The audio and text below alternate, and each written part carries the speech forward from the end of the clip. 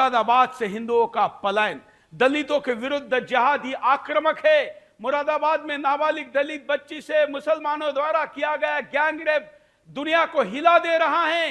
वो हिंदुओं पर हुए इस्लामी अत्याचारों की बहुत छोटी सी वानगी भरे। सुदर्शन न्यूज की टीम ने उस गांव का दौरा किया जहां मजहबी क्रूरता आए दिन नंगा नाच करती है। यह गांव सुदर्शन न्यूज के उन तमाम दावों का जीवित और साक्षात उदाहरण है जिसमें यह दावा करते हैं कि अगर देश में हिंदू कम हो गया तो उसका परिणाम कितना खतरनाक होगा। भविष्य देखना है तो आइए मुरादाबाद के उस गांव में दलित चिंतकों, हित चिंतकों की बात करने वालों की प्राथमिकता में यह गांव कहीं नहीं आता। 95% से अधिक मुस्लिम यहां पर है। यह गांव संसद और विधानसभा की जाने वाली भाईचारे की लच्छेदार बातों को सिरे से खारिज करता है। मुरादाबाद के मुस्लिम बस्तियों में देखे हरे झंडे, एक एक करके वीडियो दिखाकर आपको दिखाते हैं कि जय भीम और जय मीम की बात करने वालों 95% जब मुसलमान होता है तो दलितों को कोई स्थान नहीं रहता है। थाने के मुस्लिम स्टाफ ने मुस्लिम आरोपी को बचाया है। आप देखिए, सुनिए। जी, वो भी इन्होंने रद्द कर दी थी, वो भी इन्होंने सुनवाई नहीं करी थी। हमारे पुलिस वालों ने रिपोर्ट देकर आ गए थे घर के। हाँ। मतलब फिर हम जब गए दोबारा तो इन्होंने हमारी रिपोर्ट उसमें रजिस्टर में अपने कहीं नहीं चढ़ाई थी, दुबका दी थी। 25 को जब आप थाने गई तो ऐसी जानकारी आ रही कि वहाँ कोई मुस्लिम पक्ष से भी आया था। हाँ जी, कौन आया था? मैं वैसे नहीं जानती हूँ, शकल से पहचान लेती हूँ। मुस्लिम था वो उसकी खातिर मेरे से काफी मुंहजोड़ी कर रहा था। सलमान भी आया था, मुझसे कहा कि रात को बुलाएंगे, मुझसे मुरादाबाद से आ रहा है वो, आप घर चले जाओ, जब वो आ जाएगा तो हम आपको बुला लेंगे। मैंने ठीक है सर। लेकिन उस टाइम सलमान मेरे सामने आ चुका था थाने में, मेरी तरफ देख के घूर के इन्होंने सलमान को एकदम पीछे दुबका दिया। किसने दुबका दिया? वही मुस्लिम जो थी। डर बस यही है कि वो तो जेल चला गया, उसका परिवार यहाँ पे है, उनका ही डर है कि वो लोग कहीं हमसे कोई दुर्घटना ना ऐसी कर बैठे। हमने यूपीएससी जहाज शो दिखाया था कि कैसे मजहब के नाम पर अपने लोगों को बचाने और दूसरों के ऊपर अत्याचार करने के लिए लोग नौकरशाही जिहाद करते हैं। ये नौकरशाही जिहाद पर हमको रोक लगाने वाला कोर्ट इस गांव के इस पीड़ित दलितों को देखे। बताइए, ये सलमान, राशिद, आरिफ, जुबैर, इनको पकड़ चुकी पुलिस ने छोड़ा क्यों है? वो मौलाना जिसके अनपढ़ बच्चों को जबरन पढ़ाने के लिए किताब दी, वो पुलिस की पहुंच से बाहर है। हमारा ये बिंदास बोल यूपीएससी का कहे तो नौकरशाही जिहाद की भी उस सीरीज का सबूत देता है जिस पर सेकुलरिज्म के तमाम ठेकेदार आज तक बिलबिला जाते हैं। या मुलायम सिंह सरकार में मदरसे में भरा गया मात्र एक उर्दू अनुवादक की बच्ची की अंतहीन पीड़ा पर भारी पड़ा था। सोचिए, एक छोटी सी चेयर पर बैठा हुआ आदमी कितने बड़े अपराध को संरक्षण देता है। गाड़ी से कुचले जाते हैं हिंदू। सुनिए इस गांव के वो लोग क्या कहते हैं। जैसे फ्रांस और जर्मनी आदि में गाड़ियों से काफिलों के द्वारा कुचला जाता है, वैसे गांव में हिंदुओं को वाहनों से कुचला जाता है। क्या हुआ था मार्च की होली 2023 में आपके साथ में? उधर से मुसलमान की गाड़ी आई। हाँ। उसने गाड़ी आकर को एक लड़के टक्कर मारी। तू बता, उसने अपनी खिड़की खोली और पुलिस वालों का बैच जो है लड़के के निकाल कर मार दिया उसने। पुलिस का भेद कैसा था? वो जो सफेद रंग से दोनों तरफ मोटे से काली वाली काली रबड़ जी हाँ निकला, वो बच्चे के लड़के को उसके मार दिया। तो बोला बाद में सालों जब मैं तुम्हारी होली अभी कराऊंगा, झंगल तुम्हारी होली कराऊंगा आज में। उसने थोड़ी गाड़ी आगे बढ़ाई 10 मीटर आगे को, तो उसने पीछे से लाके गाड़ी बैग जहाँ हमारी भीड़ थी उस भीड़ में लाकर टक्कर मारी। बैग गाड़ी की, मैं गाड़ी के नीचे आ गया था पहली टक्कर में। तो उसने आगे पीछे 4 राउंड लगाए। मेरे एक तो तिल्ली फटी हुई है और एक आंख फटी हुई है, एक पेशाब की थैली फटी हुई है जी हाँ, और एक पसली टूटी है वाली, एक सिर की हड्डी टूटी है यहाँ। क्या हुआ था? और भी कई खतरनाक वीडियो, लेकिन पोल दिखाते हैं कई खतरनाक वीडियो है। मैं आपको एक एक करके सुनाऊंगा। आप सोचेंगे कि ये बांग्लादेश के हिंदुओं की वीडियो है, नहीं। उत्तर प्रदेश के मुरादाबाद जिले के 5% बचे हुए हिंदुओं की ये प्रतिक्रिया है। क्या इस्लामी प्रताड़ना पर चुप्पी साध लेते हैं नकली दलित हितैषी? 89% ही क्यों बोल रहे भाई? ये 11% कौन है? ये 11% वालों का जय भीम और जय मीम का नारा आखिर गया कहां है? ये 11% वालों को उत्तर देना है, तो फिर आपको कार्यक्रम में और अधिक गति से पोल करना होगा, क्योंकि इतने वीडियो दिखाने के बाद भी अगर कोई मौन है और इस 11% में है, तो फिर सोचिए कि मामला कितना गंभीर है। ग्रामीण हिंदू बजरंग दल और योगी पर भरोसा और अपेक्षा रखते, जातिवाद के नाम पर बनी भीम आर्मी या चंद्रशेखर रावण और नया नवेला पीडीए यहां झांकने भी नहीं गया। गांव के बच्चे खुचे हिंदुओं के साथ खड़ा है केवल वहां का हिंदूवादी संगठन और सुदर्शन न्यूज। देखिए, दिन संघर्ष करते हो गया, चंद्रशेखर रावण ऐसा कोई आया आपसे? ना चंद्रशेखर साहब आज तक नहीं आए। वैसे कहते हैं कि हम गरीबों के दलितों के मसीहा हैं। हाँ। और हमें उनके ठेस नहीं आने देंगे, उनके दिलों में रहते। आज तक कुछ नहीं। वो गरीबों के मसीहा हैं, वो गरीबों का यानी कि दलितों के मसीहा, वो उनका खून चूसने वाले हैं। हाँ। खून पीने वाले इंसान है वो। फिर आपका साथ कौन दे रहा है? हमारा साथ एक हमारी टीम है बजरंग दल की। हाँ। अगर वो हमारे मसीहा बन के हमारे साथ जुड़े हुए हैं, अगर शायद वो ना होते तो ये गांव हमें शायद यहाँ नहीं टिकन देता। अच्छा। हम कभी का गांव छोड़कर भाग जाते अपनी जान लेके। कि हमारे योगी बाबा इतने अच्छे हैं कि अगर शायद उनकी सरकार ना होती तो ये लोग पता नहीं क्या हिंदू समाज को यहाँ टिकन देते या नहीं टिकन देते। इस सरकार में कहीं आ भी रहे जा भी रहे, किसी भी रात में उठ कर कोई हमें दिक्कत नहीं होती। अच्छा, जाति के नाम पे तमाम संगठन बने हुए हैं, जातिवाद के नाम पे तमाम संगठन बने हुए हैं जी। भीम आर्मी जैसे संगठन भी बने। कोई आया आपका हालचाल लेने के लिए? जी, ज्यादा से ज्यादा जो आए थे बजरंग दल वाले आए थे। बाकी हालचाल पूछने सिर्फ सुनने के लिए सब आते, लेकिन सही करने के लिए कोई नहीं आया। जो भी आया तो बजरंग दल वाले लोग आए। इस सरकार में कहीं आ भी नहीं। एक कॉल लेते हैं, एक वीडियो लेते हैं, एक कॉल लेते हैं, एक वीडियो लेते हैं। अगले कॉलर के पास चलते हैं। जय हिंद, बोलिए, क्या कहना है आपको? मैं रमेश दीवान, जिला जींद, हरियाणा।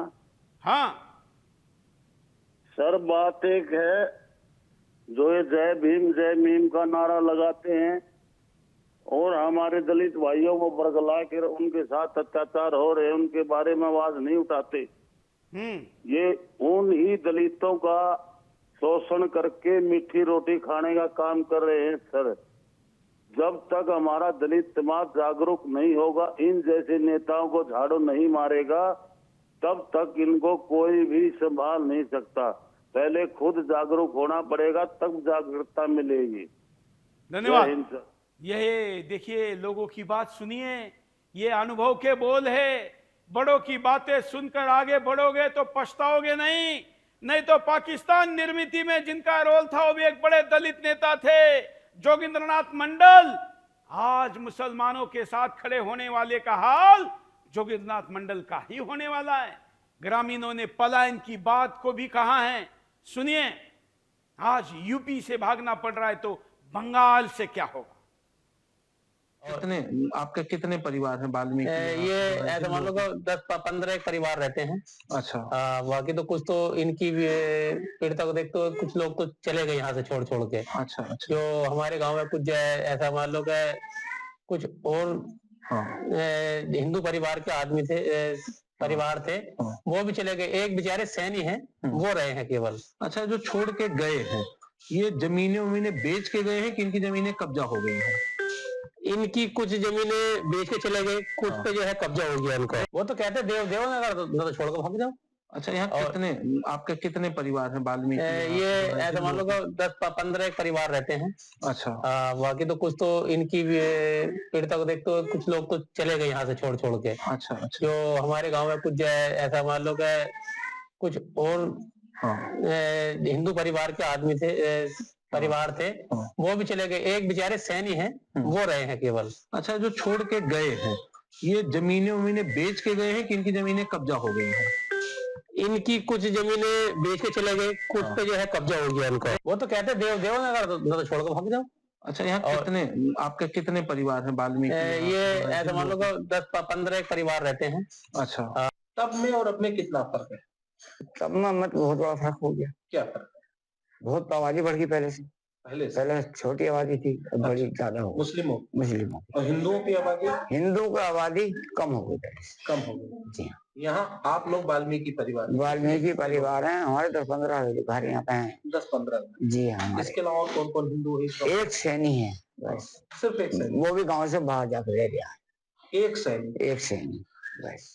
उससे पहले सैनिक कितने थे? उससे पहले 5-6 घर थे उनके भी 5-6 घर सैनिक थे। क्या हुआ उनका? उनके संग में भी यही करता, उनकी लड़की पकड़ी थी सैनिक की। सैनिक लोग यहाँ से चले कहाँ? वो डर के मारे दूसरे गांव में जाकर रहने लगे। दूसरे जगह? हाँ, कुछ काशीपुर पहुंच गए हैं, हाँ। कुछ अपने आसपास रिश्तेदारियों में पहुंच गए वो लोग। क्यों भाग रहे हैं? इसी कोई इस गांव में फैसला ऐसा भी कहने वाला नहीं है। हाँ। सब एक जाति का गांव है, ये मुस्लिमों का गांव है सारा ही। ये घर राजेंद्र वाल्मीकि का हुआ करता था। राजेंद्र वाल्मीकि, जो हमने थोड़ी देर पहले बताया कि कई वाल्मीकि समुदाय के कई लोग यहाँ से चले गए हैं, उसमें से एक परिवार ये भी है। राजेंद्र वाल्मीकि का घर हुआ करता था। किसने लिया था ये घर? समी अहमद ने। क्या करते हैं समी अहमद? क्या बेचते हैं? खल बेचते हैं। समी अहमद का मकान है। अब इसके छत पर इस्लामी झंडा लहरा रहा है और हरे रंग में पूरा पोत दिया गया है। ये जो कैंपस है अभी भी वाल्मीकि परिवार का है और उस साइड का भी वाल्मीकि परिवार का था, लेकिन वो बेच के चला गया है और इस समय इस घर में मुस्लिम समुदाय के लोगों ने इसे लिया है और आते ही सबसे पहले इन्होंने इस्लामी झंडा लगा दिया इस घर पर। ये घर तो आपने देखा कि घरों पर झंडे लगाए जा रहे, लोग घर बेचकर भाग रहे, पलायन कर रहे। एक पीड़ित बच्ची को भी आपको सुनना चाहिए कि ये बच्ची क्या कहती। इतने इस्लामियात। ओम तो आपने लगाया, कौन से भगवान की पूजा करते हो आप? भोलेनाथ। हाँ, भोलेनाथ। भोलेनाथ की पूजा बचपन से करते हो? हाँ। अच्छा, ओम देख के क्या कहते थे आपको? बोलते थे कि हिंदू है तो अब तुझे मुसलमान बनाएंगे, इसलिए इस पर तेजाब डाला। अच्छा, उसको जी।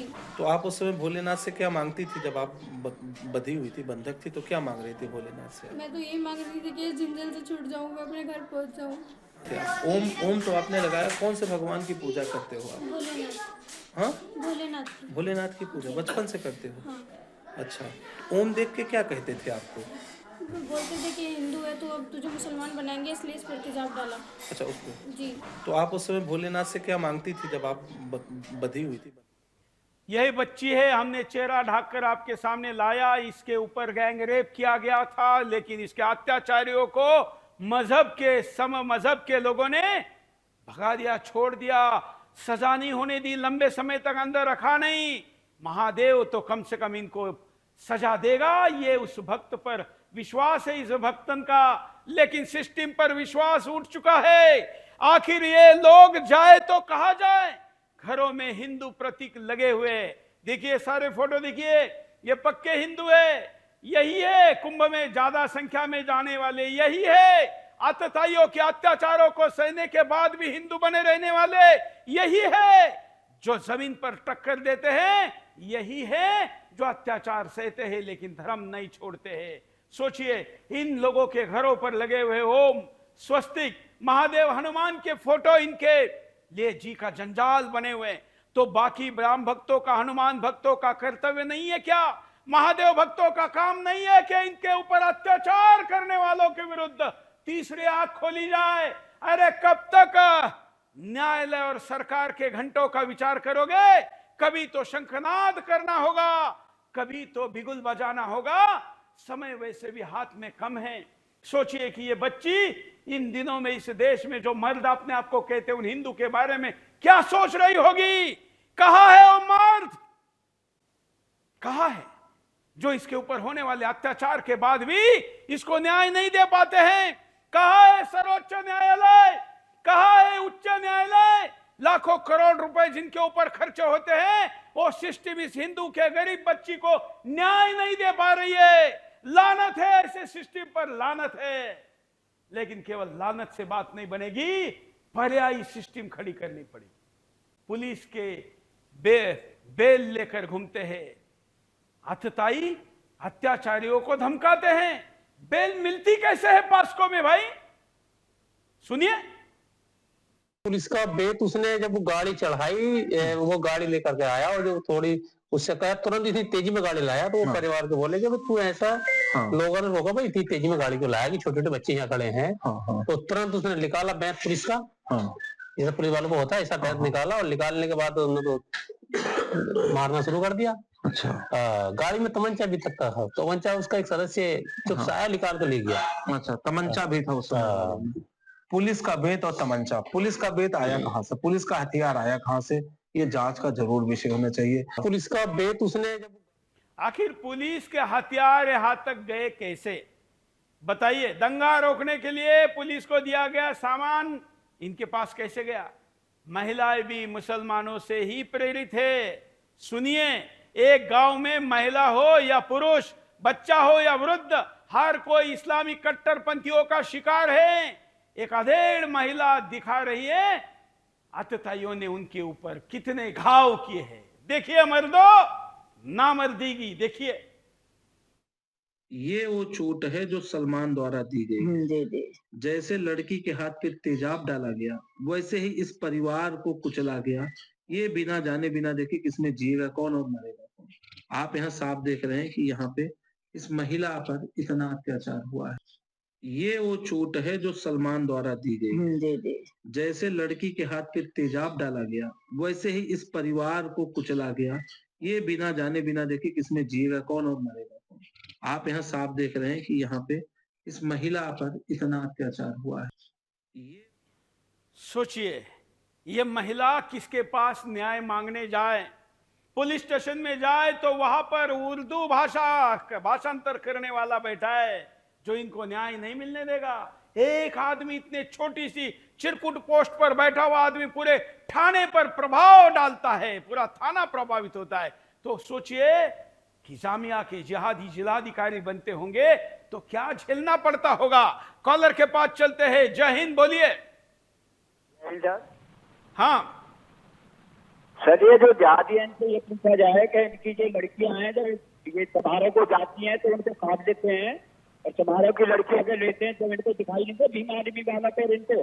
जरा अच्छे नेटवर्क में आकर कॉल करे और अच्छे कॉल ही केवल कनेक्ट करके जो कि सुनने में ठीक से दे। अगले कॉलर। जय हिंद, बोलिए। हेलो। हाँ जय हिंद सर। बोलिए। हाँ सर, ये जो कर्नाटक गवर्नमेंट का फैसला है ना सर, ये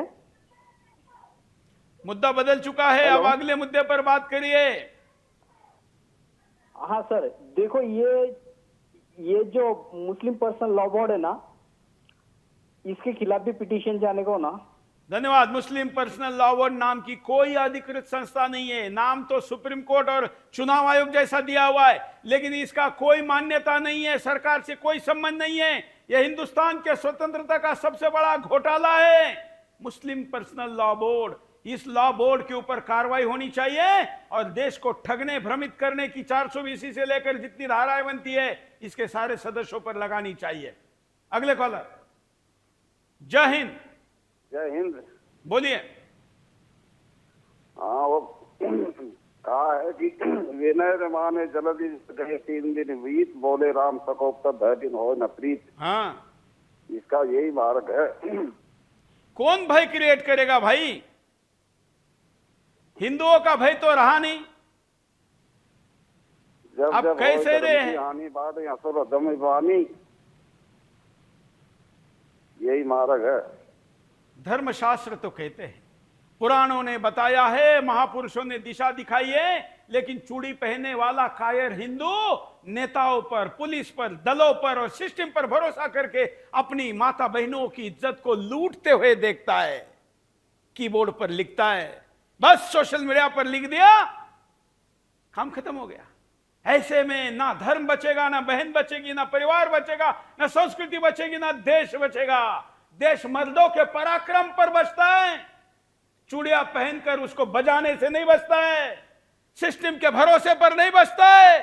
दूसरे देशों का अस्तित्व कैसे समाप्त हुआ और हम भी कैसे 75-77 वर्षों में कितने रसातल पर पहुंचे हैं, इतिहास साक्षी है। देखिए हिंदुओं। अगले कॉलर। जय हिंद। हेलो। बोलिए। हाँ सर, जय हिंद। ये मैं रिपोर्ट देख के, ये सब रिपोर्ट आपको देख के मेरा खून खोल गया। सबसे निंदनीय बात यह है कि वहाँ पे किसी भी जो हमारे हिंदू भाई हैं कोई इनको देख नहीं रहा है, और जहाँ पे मुस्लिम बहुल आबादी ज्यादा हो जाती है वहाँ पे अक्सर अत्याचार होता है, हम हमेशा देखते हैं। और सबसे सोचने वाली बात है कि वहाँ का जो थाना पुलिस प्रशासन है वो बिल्कुल भी जाति, अपने जात के पक्ष पे ही वहाँ पे वो कर रहा है। बराबरी का न्याय नहीं दे रहा। ये